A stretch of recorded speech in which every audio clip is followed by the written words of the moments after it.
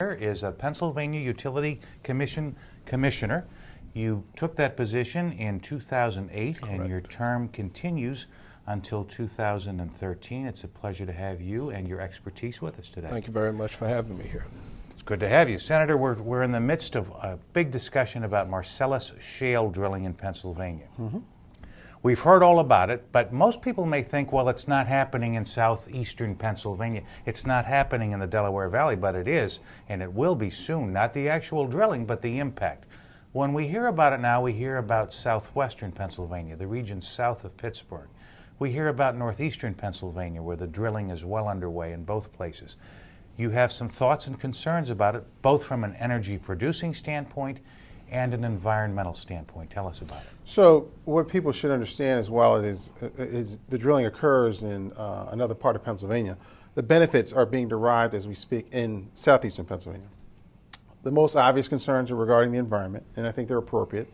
And I think measures have been taken and additional measures may be taken to make sure that the process, which is called fracking, the way that they drill down, doesn't contaminate water. And that tends to be the most publicized area that people are most concerned about and very ardent about. And I want to make sure everybody's quite clear that I'm equally as concerned about that as anybody. But thus far, there have been numerous tests. There have been a variety of departments, being federal or state, not quite local yet, but federal and state, have been engaged in the process of monitoring the consequences of the water, contamination, the pollution.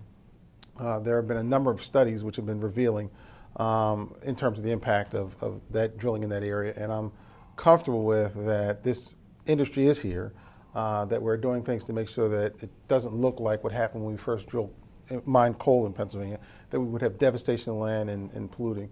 In fact, it's the opposite. We're aggressively making sure that we protect the environment. That said, the economic benefit is vast.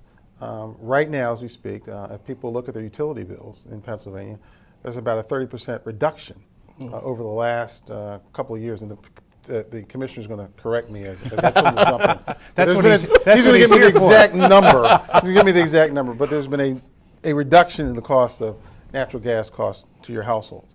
And for those who haven't followed that for those, and I represent a broad range of constituents, some who are affluent and some who are needy, who don't quite have the income level of others.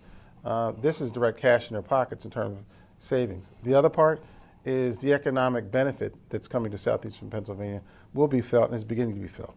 There is a site that Sunoco just rejuvenated, which will be a repository and exchange point of natural gas, and this fracked gas that will potentially come back out and be delivered across Pennsylvania and other places, potentially globally or within the region. Those are real jobs. Regardless of whether you're an engineer or a lawyer, there will be people on the ground with high school degrees and certification.